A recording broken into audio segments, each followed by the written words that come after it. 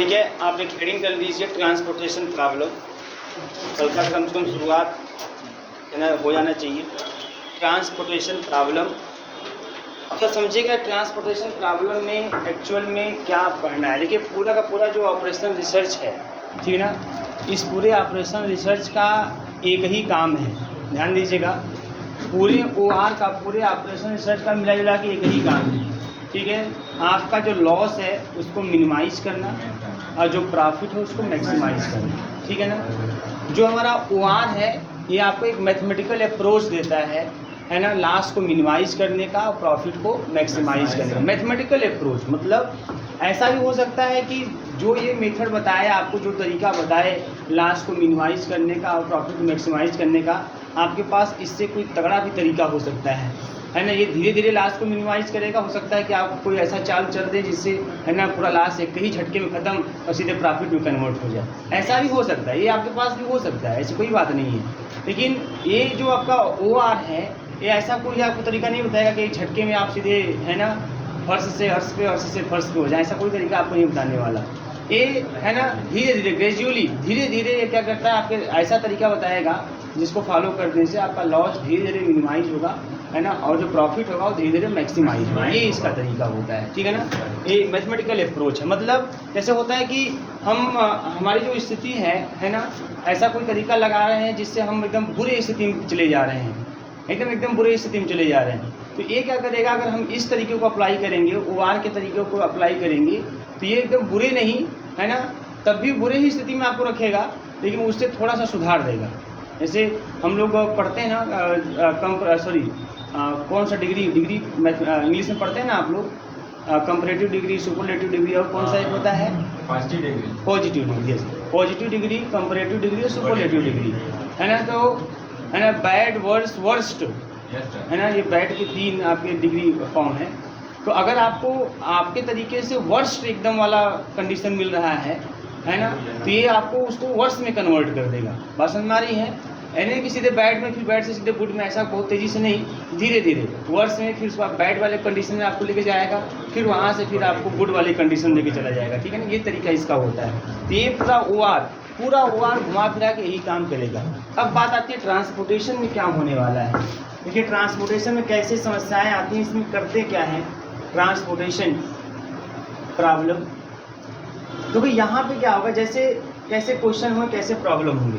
जैसे नाम है ट्रांसपोर्टेशन, मतलब यहाँ पर ट्रांसपोर्ट से संबंधित आपके पास प्रॉब्लम होंगी।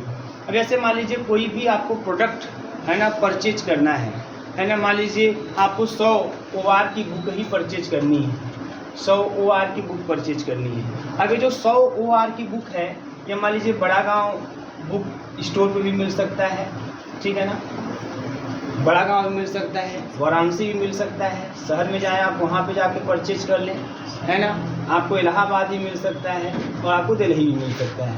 ये ओरिजिन है, इनको ओरिजिन बोलते हैं, है ना। जहाँ से आपको प्रोडक्ट मिलता है उसको हम ओरिजिन बोलेंगे, ये ओरिजिन है आपका, ठीक है। बात समझ में आ रही है?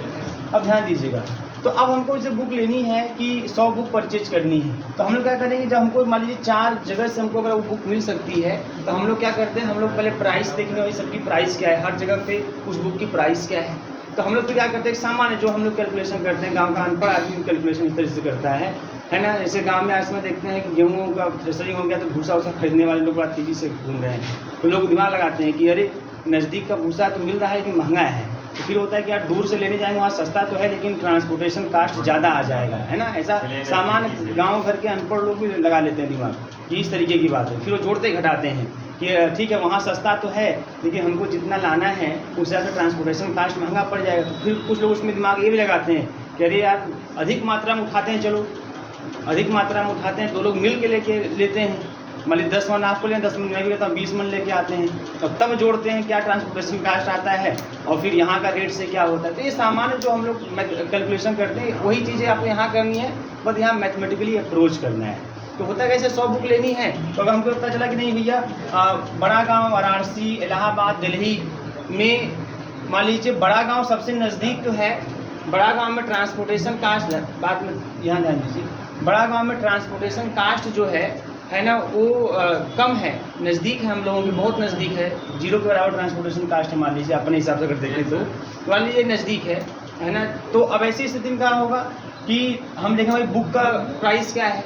अगर बुक का प्राइस मान लीजिए कुछ ज़्यादा ही है, लेकिन फिर भी अगर हम जोड़ते हैं कि जो ट्रांसपोर्टेशन कास्ट इसमें आएगा, उसके अपेक्षा फिर भी हमको यहाँ प्रॉफिट हो रहा है, तो हम पहले यहाँ से बुक लेने जाएंगे। यहाँ से बुक लेने जाएंगे, मान लीजिए यहाँ पे 100 बुक ना हो, 50 ही बुक हो, तो हम 50 बुक उठा लेते हैं। फिर जो 50 बचा है, अब उसके लिए हम इन 3 सेंटर पे कैलकुलेट करते हैं कि ये जो तीनों सेंटर जहाँ से हमको है ना सोर्स जो हमको जहाँ से बुक मिलेगा है ना, ओरिजिन सेंटर, ओरिजिन सोर्स है ना, जहाँ से हमको बुक मिलने वाला है, और उसमें कैलकुलेट करते हैं कि कहाँ पर ट्रांसपोर्टेशन कास्ट कितना आएगा और बुक का प्राइस कितना है, और फिर जोड़ते घटाते हैं, फिर उसके हिसाब से हम लोग है ना जो जहाँ से कम पैसे में हमको प्रोडक्ट मिल जाता है ना, वहाँ से फिर हम परचेज करते हैं। बात समझ में आ रही है? ये चीज़ें होती हैं। अच्छा, समस्याएं इससे अधिक और थोड़ा बढ़ जाती हैं। जैसे अभी तो ये तो सामान्य समस्या है। मान लीजिए कि अगर आप कुछ ऐसे हों कि आप ही मान लीजिए एक तरह से ऐसा डील करते हो कि बुक आपको मान लीजिए आपको कई जगह से उठा के बुक कई सेंटर पे पहुंचाना हो,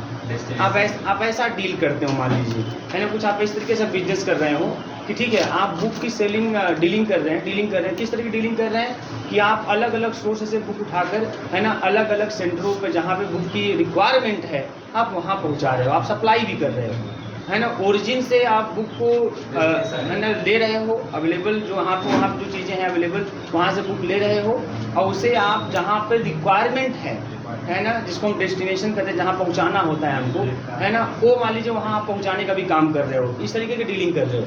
और मान लीजिए आपके पास मोर देन वन ओरिजिन हो और मोर देन वन डेस्टिनेशन हो, मतलब कई जगह से आपको प्रोडक्ट मिल सकता है और कई जगहों पर उसकी रिक्वायरमेंट है और कई जगहों पर आपको पहुँचाना है। तब उस चीज़ को कैसे डील करेंगे ताकि हमारा ट्रांसपोर्टेशन कास्ट मिनिमम आए और जितनी रिक्वायरमेंट जहाँ पे है वहाँ पे फुलफिल भी हो जाए, है ना। इस तरह की बातें आपको यहाँ पे करनी है। तो ये थोड़ा सा पेचीदा काम होता है ना, कि आपके पास कई ओरिजिन हो और आपके पास कई डेस्टिनेशन हो, मतलब कई जगह बुक आपको जो प्रोडक्ट आपको पहुँचाना है वो कई जगह अवेलेबल है, और साथ ही साथ जो है आपको कई जगहों पर उसको सप्लाई भी करना है उठा के वहाँ से। तो ऐसे जब कई होते हैं तो थोड़ा सा दिमाग ज़्यादा आपको खर्च करना पड़ेगा। तो वहाँ पर अगर OR लगाएंगे तो बस आपको दिमाग बहुत ज़्यादा खर्च नहीं करना है, एक मैथमेटिकल अप्रोच लगाएंगे, तरीका होगा, उसको फॉलो करते जाएंगे, उसके अकॉर्डिंग जो रिजल्ट आएगा उस रिजल्ट के अकॉर्डिंग आप सप्लाई कर दीजिए, काम आपका फिनिश। ये चीज़ें होती हैं। ऐसा ट्रांसपोर्टेशन में आपको देखने को मिलेगा है ना। ट्रांसपोर्टेशन में क्या होगा, ट्रांसपोर्टेशन प्रॉब्लम को सॉल्व करने के 3 मेथड आपको पढ़ने हैं। नॉर्थ वेस्ट कॉर्नर मेथड, ठीक है, पहला। दूसरा मैट्रिक्स मिनिमा मेथड या लिस्ट कॉस्ट मेथड भी कहते हैं उसी को, और तीसरा ओगल्स अप्रॉक्सीमेशन मेथड। बात समझ में आ रही है? 3 मेथड हैं जिनके माध्यम से हम लोग ट्रांसपोर्टेशन प्रॉब्लम को सॉल्व करते हैं, है ना। आपका क्या पहला आपका है नॉर्थ वेस्ट कॉर्नर मेथड, दूसरा मैट्रिक्स मिनिमा मेथड और लिस्ट कॉस्ट मेथड, और तीसरा ओगल्स अप्रॉक्सीमेशन मेथड। आप देखेंगे इन तीनों मेथड में है ना जो सबसे सही है ना, जिसका कह सकते हैं कि एक्यूरेसी थोड़ा अच्छा हो, मतलब है ना जिससे ट्रांसपोर्टेशन कास्ट थोड़ा और मिनिमम में प्रॉफिट थोड़ा और ज़्यादा आए, उसमें ओगल्स अप्रॉक्सीमेशन मेथड तीनों में सबसे बेस्ट होता है। ओगल्स अप्रॉक्सीमेशन मेथड उससे जो हमको रिजल्ट मिलते हैं है ना, उस रिजल्ट से ट्रांसपोर्टेशन कास्ट कम आता है in comparison to north west and matrix minima और लिस्ट कास्ट मेथड। बात समझ में आ रही है? लेकिन इन तीनों मेथड से आप ये कह लीजिए कि वही इन तीनों तरीके से ओगल्स, मैंने बोला इन तीनों में ओगल्स से सबसे कम ट्रांसपोर्टेशन कास्ट आता है, इन तीनों में ओगल्स से सबसे कम ट्रांसपोर्टेशन कास्ट आता है। लेकिन क्या वास्तव में ओगल्स से जो ट्रांसपोर्टेशन कास्ट आया क्या वास्तव में वही मिनिमम है? क्या कोई और तरीका नहीं है?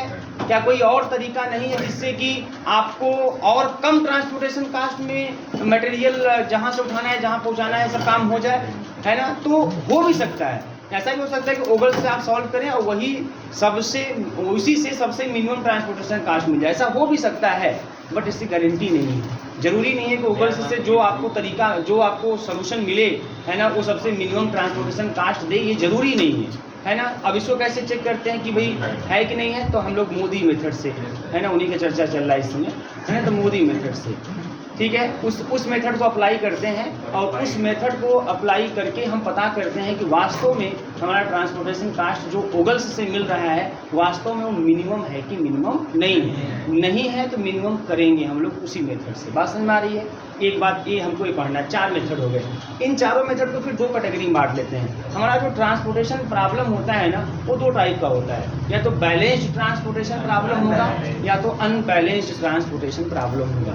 बैलेंस्ड ट्रांसपोर्टेशन प्रॉब्लम में क्या होता है ना, जितना अवेलेबिलिटी होती है प्रोडक्ट की अगर उतना ही रिक्वायरमेंट हो then the transportation problem is called the balanced transportation problem. मतलब वही जैसे कि हमें जहाँ से बुक मिल जा रहा है ना, वो उसकी संख्या हमारी 100 है और हमें जहाँ बुक पहुँचानी है वहाँ पर रिक्वायरमेंट बिल्कुल मिला के 100 है, तो इसका मतलब कि है ना आप बोलेंगे हाँ total demand is equal to total supply, है ना। जितनी डिमांड हो अगर उतना ही सप्लाई है, या जितनी सप्लाई कर सकते हैं उतनी ही डिमांड हो तो बैलेंस्ड बोलते हैं। अगर इसमें से कोई ज़्यादा कम हो गया तो अनबैलेंस्ड बोलेंगे। मान लीजिए आपको ज़रूरत जो है ज़्यादा की है ना, डिमांड ज़्यादा की लेकिन सप्लाई कम की हो पा रही है, या सप्लाई ज़्यादा कर सकते हैं लेकिन डिमांडें कम है, तो ऐसे ही ट्रांसपोर्टेशन प्रॉब्लम को हम अनबैलेंस्ड ट्रांसपोर्टेशन प्रॉब्लम कहते हैं। तो ये मोटी मोटी बातें मैं बता दिया कि ये सब काम करने हैं आपको।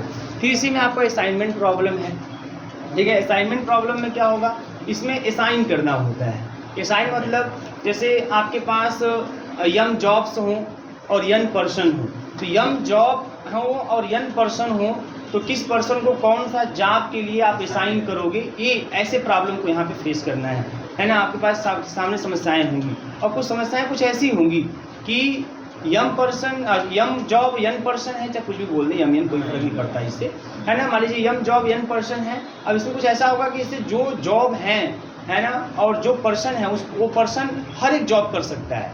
अब यहाँ समस्या थोड़ा सा जटिल है ना। वो जो पर्सन सामने वाला यन पर्सन, मान लीजिए 4 लोग हैं और 4 जॉब है, 1 2 3 4 4 लोग हैं और 4 जॉब है ABCD।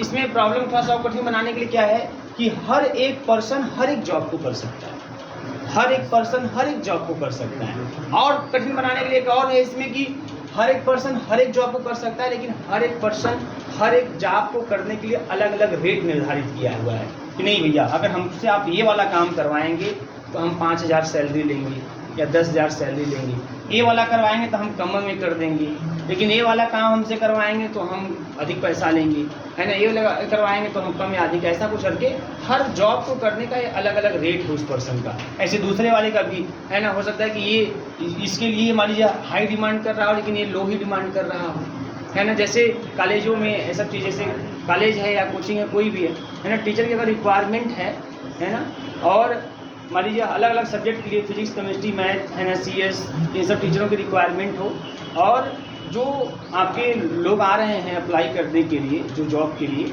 है ना, तो मान लीजिए उसमें हर एक व्यक्ति हर एक सब्जेक्ट पढ़ा सकता हो, हर एक व्यक्ति हर एक सब्जेक्ट पढ़ा सकता हो, है ना। जैसे मैं पहले भी इसके बारे में बता डिस्कस कर चुका हूँ, हर एक व्यक्ति हर एक सब्जेक्ट पढ़ा सकता हो। तो ऐसी स्थिति में है ना, लेकिन सबका रेट अलग अलग है ना। कोई कहता है कि नहीं भैया हमसे फिजिक्स पढ़वाएंगे तो हम 2,000 ही पढ़ा देंगे, लेकिन अगर हमसे आप CS पढ़वाएंगे तो हम 10,000 लेंगे, ऐसा। मैथ पढ़वाएंगे तो 5 हम पढ़ा देंगे, ये पढ़वाएंगे तो इतने हम पढ़ा देंगे, ऐसा। दूसरा वाले का भी हर सब्जेक्ट लेके अलग अलग रेट है। बात समझ में आ रही कि नहीं आ रही है? जैसे अभी आप किसी है ना किसी भी लोग से, जैसे मान लीजिए हम भले ही हर सब्जेक्ट को पढ़ाते हैं वो अलग चीज़ें हैं, लेकिन उसमें से हर लोग का अपना एक है ना स्पेशल सब्जेक्ट होगा, है ना, एक विशेष है ना जिसको उसका विशेष कंट्रोल होगा। जब उसको उससे पढ़वाना चाहेंगे तो उसके लिए वो हाई रेट करेगा, है ना। और उससे अलग कोई सब्जेक्ट पढ़वाना चाहेंगे तो उस जगह भाई चलो अच्छा यही वाला जॉब मिल गया है तो ये तो हमको उतना आता भी नहीं है, जो मिल जाए उतने सही। तो हिसाब से ऐसा कुछ स्थिति है कि हर एक व्यक्ति हर एक जॉब कर सकता है।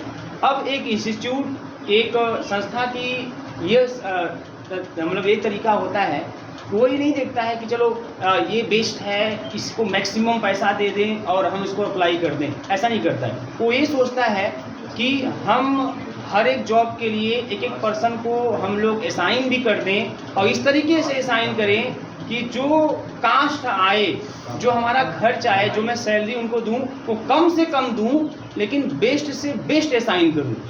उनकी कोशिश ये होती है कि अच्छे से अच्छे पर्सन को असाइन भी कर दूं और कम से कम सैलरी में असाइन कर दूं। ये हर एक इंस्टीट्यूट की है ना मानसिकता होती है, इसी पे लोग काम करते हैं, ठीक है। ऐसा नहीं होता है कि एकदम हम अब उनको फिजिक्स पढ़वाना है तो हम पूरे भारत के सबसे बेस्ट फिजिक्स वाले को बुला के अपने कॉलेज में लगा दें, ऐसा नहीं होता। ऐसा होगा तो सही कॉलेज बिक जाएगा, है ना। हर कॉलेज का अपना अपना डिमांड, अपना तरीका, अपना खर्च है ना, अपना इंफ्रास्ट्रक्चर है। तो ऐसा नहीं होता कि आप बेस्ट को बुलाएंगे पूरे भारत के, है ना, केमिस्ट्री पढ़ाने किसी बेस्ट को बुलाएंगे एकदम, ऐसा कुछ नहीं होता है ना। ऐसा होता है कि भैया ऐसा कोई टीचर मिल जाए, कम से कम पैसे में भी मिल जाए और अच्छा से अच्छा पढ़ा ले, है ना, बच्चों का काम चल जाए, बच्चे सेटिस्फाइड हो जाए, दैट्स इनफ। तो ये सब चीज़ें होती हैं। तो ये चीज़ें तो हम अपने से भी सोच सकते हैं कि ऐसा कैसे कर सकते हैं, लेकिन ऐसे सोच सकते हैं। हो सकता है कि आपके सोचने में हो सकता है कि आप बहुत अच्छा असाइन कर लो, ये भी हो सकता है, और हो सकता है कि आप फंस जाओ, गलत असाइन कर लो, ये भी हो सकता है।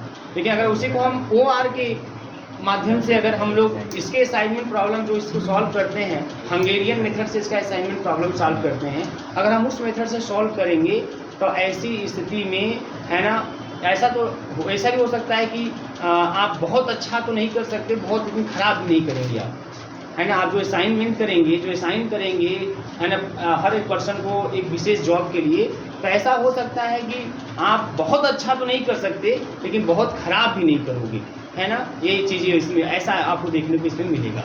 तो अपने सोच सकता है कि आप बहुत अच्छा भी कर सकते हो, अपने सोच सकता है आप बहुत ख़राब भी कर सकते हो, लेकिन इसमें बहुत अच्छा ना कर सकते हो ना बहुत ख़राब कर सकते हो, है ना। आप लगभग कुछ ऐसा करोगे जिससे कि, है ना, आपका जो प्रॉफिट हो वो अगर हो रहा है पहले से तो वो धीरे धीरे बढ़ता करेगा, घटेगा नहीं, और लॉस अगर हो रहा है ज़्यादा तो उसको कम कर देगा, इस तरीके का है। तो यही सब चीज़ें आपको यहाँ पढ़नी है। तो चलिए हल्का सा पहले हम ट्रांसपोर्टेशन प्रॉब्लम का लिख लेते हैं, थोड़ा माहौल और थोड़ा भूमिका बनाते हैं, उसके बाद सवाल पे एक आएंगे और तीनों मेथड एक साथ खत्म कर देंगे। फिर मोदी मेथड एक नियम, काम खत्म होगी साहब, ठीक है।